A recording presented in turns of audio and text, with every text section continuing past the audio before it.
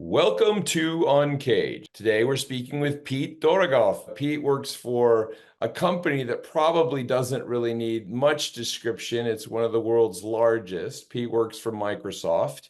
He is the account director for media and entertainment and a leading sales and strategy executive at Microsoft.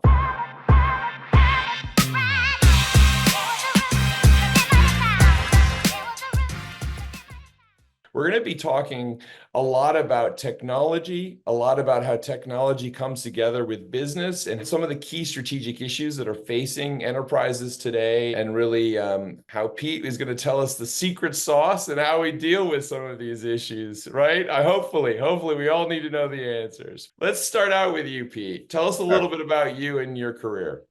Sure. Thank you for that. I'm tech obsessed.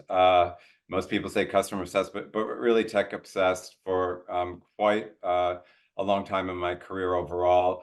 I'm a boomerang at Microsoft, actually. I started with Microsoft early 2000s in a media role, and I rejoined about 7 years ago. And I've been in sales strategies roles as well as frontline sales for Microsoft in our media and entertainment vertical, and really helping customers with their overall business transformation. And certainly today in this world that's rapidly changing, that absolutely includes AI, big data, and overall transformation, and certainly cloud components and cloud solutioning. Really love what I do. Yeah, I'm somebody who had the blessing to work with Microsoft many, many years ago now from the advertising side. Oh, And so I made many, many trips to Redmond to review strategy and work on solutions. But certainly, the one thing that always is clear when you're working with Microsoft is that they have some of the smartest people in the world thinking about some of the biggest challenges and problems that we face today. yeah. And they're also the ones that are shaping it. And Pete, you mentioned AI. I mean, I've been at this conference, a big marketing conference here in Miami this week, the Possible Conference, and everyone's talking about AI, and this, AI and Yeah. that. Right. Tell me a little bit about how you're seeing AI impacting the workplace and how it's really hopefully helping us think about productivity and jobs in new ways. That's really fascinating. I don't think I have to oversell kind of the promise of AI, certainly not to your audience band.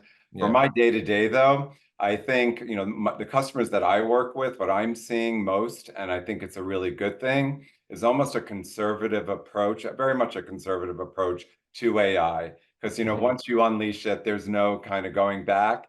And I think most companies, most customers are concerned about that. So how are they pointedly uh, able to really deploy AI solutions within a particular division, within a particular use case, really to, again, to your point, help with workforce productivity for media, for instance, how can AI really enable better production all up for studios, for broadcast, for sporting events, what have you. So I think I'm seeing that in my day-to-day, really Mhm. behind the scenes, behind the secret sauce. And certainly Microsoft today has a leadership, role in Yeah. our, AI capabilities. But certainly there's a lot of competition, not only with big technology, but emerging, AI companies that are doing phenomenal things. So with that, I think there are concerns with oversharing, with privacy, again, with AI enablement, and how that can be contained for the purpose that it's meant to serve, be it Well, let's talk production, what about have that a you. little Yeah, bit yeah. because let's talk about that because I mean, I think that when we have broader business conversations about AI, certainly we've all been in these conversations, all these meetings where there's 50% of the room that's very excited about all things AI, and then there's 50% of the room that's absolutely terrified of it and really scared about issues of privacy or the machines taking over as if it's out of a Hollywood blockbuster. Where do you think AI fits into, I'd say, the broader kind of business ecosystem in that regard? Yeah, I mean that's quite a tall order to address, but totally Yeah. get the kind of freak out, nature of when, anyone discusses AI with an audience. There's definitely divisive opinion around that. Hmm. Again, I tend to look at um, tech enablement with a layer of AI. So that could be in my world anything from cloud security to business productivity to Hmm. supply chain, that are all AI enabled. That's really helping, with overall productivity, with creating new revenue channels, with helping with automation, driving and increasing, overall capabilities, within business overall. And so the fear there, certainly with any new technology, is job replacement, Hmm. are capabilities that will, no longer be with us potentially, in 3 years, in 5 years, in 10 years from now. But we're redefining, business all up, coming out of a pandemic, we're talking about remote office work. Now we're talking about, AI and how AI is really contributing to the workforce as well. And what will that look like, good and Hmm. bad? And certainly, this is the Renaissance. Yeah. We're really entering the Renaissance of AI. A lot of unknowns, but certainly it's happening. There's no turning back. Again, with any revolution, if you will, there are naysayers. There are front runners.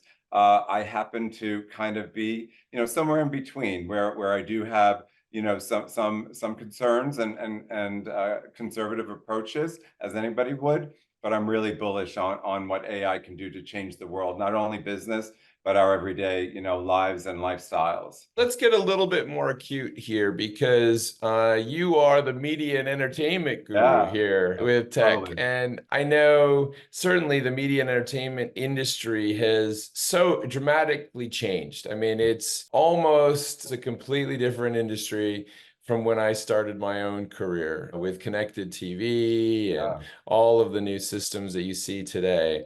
But I mean, certainly AI is playing a role there. Smart devices are playing a role.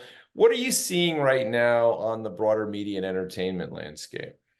There's a lot there, for media and entertainment, we're for and AI for the back end, for creatives, for producers, for editors. There's so much that AI can help enable, with the automation layer of production. So in no way, are AI or is AI going to replace those jobs? I think Hmm. they'll just really enable them even more so to become more productive, more efficient, and cost optimized as well. So there's a lot of positivity to that. I think in AI media entertainment for the customer, I mean, I think we've moved on from personalization, which we've talked about for years now, Bant, as you know, Hmm. but to really individualize experiences. Even Hmm. within the home, a family of five could have very individualized consumer media experiences on Netflix, on your Xbox, watching an NBA game, what have Hmm. you. It could be so very precise, and that's really driven by the power of AI in serving up that kind of anticipated content that Hmm. a particular consumer would want at any given time. So I think there's really great promise in that. We're Hmm. talking about it. I'm certainly talking about that with customers today. There's technology that enables that. Is it precise? Is it seamless? Is it kind of, really mature? By no means, but we're Right. getting there rapidly. So that's where I see the impact most on the back end, really helping with production in every way, shape, or form. And then on the front end, really improving on the customer consumer experience and how Yeah. they I mean, view and their viewing habits. Yeah. yeah, I mean, you guys play in so many different spaces for sure. And I've been in these discussions over this week regarding advertising. I mean, I think that for a while there, it felt as if advertising was going away in the media and entertainment model. Now it seems to have reared back in a big, big way across all connected TV models for sure. And certainly, I would say in kind of gaming systems like Xbox and others, there's a lot of discussion about what the kind of metaverse advertising is going to look like, what advertising will be. What are you seeing in the ad space? Interesting.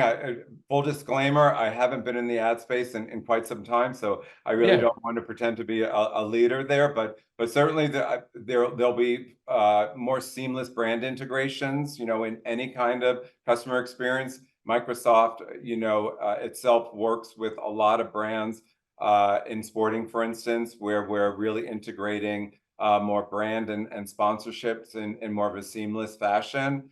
Not to be in any way kind of, shady with the customer, consumer, but really less invasive.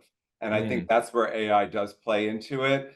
yeah. Again, if you have that data, if you have that power of AI generating a particular message, particular content that is sponsored, that happens to be sponsored, aka advertising, but it's delivered in a way that's not intrusive, right, to your Netflix watching, to halftime, after a big play, right, at a game, or any kind of live event. I think that's where we're getting to a place, again, AI enabled, where advertising becomes part of the programming itself, very seamless, and more integrated messaging for sponsors and marketers alike.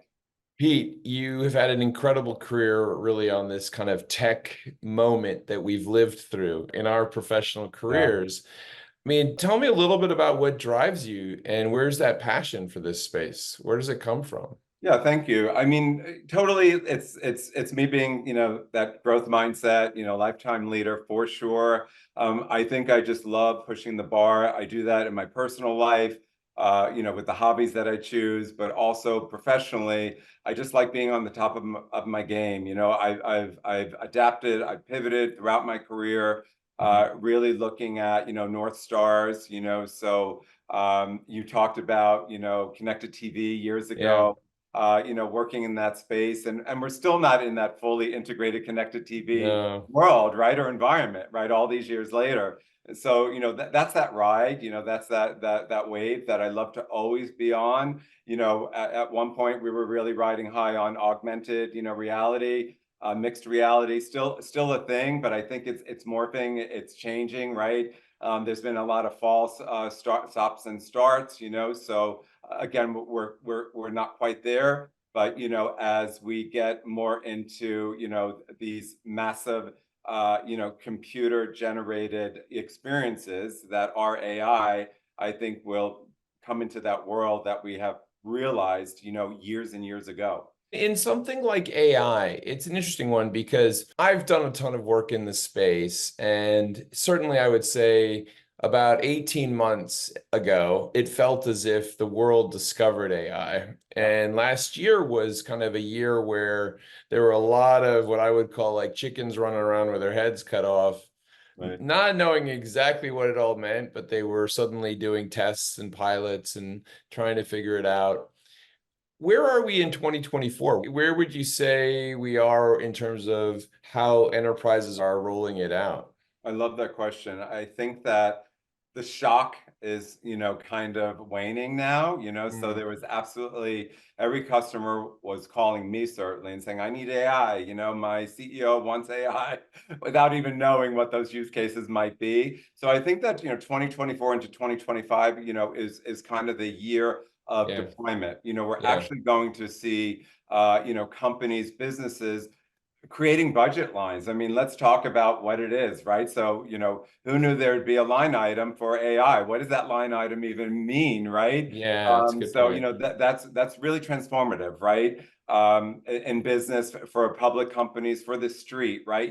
Where are companies investing in AI? Because that will dictate and mandate, the growth and the sustainability of any business, right? Any corporation, large or smaller scale. So I think it is the year of deployment where these use cases are actually, filtering through the economics of business, I be it like that. the workforce, the supply chain, Right. production of anything within any industry. I think you've just described it perfectly, because I know that we all go through that phase where there's a shiny object moment, the sexy new thing. And I think that that's really what was happening a lot last year. And what you're outlining is a commitment, a strategic commitment, where it starts to then have to be thought about from an accounting perspective, from a financial planning perspective, from an operational perspective, from a recruitment perspective.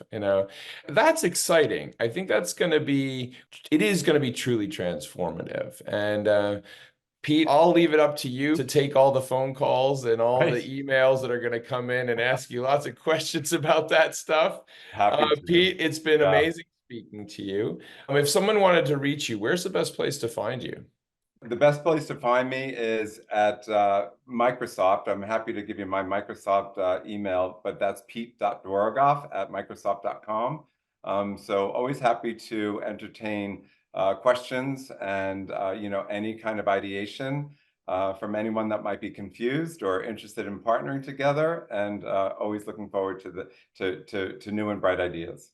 Well, Pete, it's a real privilege to have you on the show today. We've been speaking with Pete Dorogoff. He is an account director for media and entertainment and a leading sales and strategy executive at Microsoft. And we've been talking about some of the key themes today. We went from the early days of AI now to baking it into the plans of enterprises across the board. And we're seeing continued shifts and changes in the media and entertainment space as it takes a new form and embraces all of these new technologies.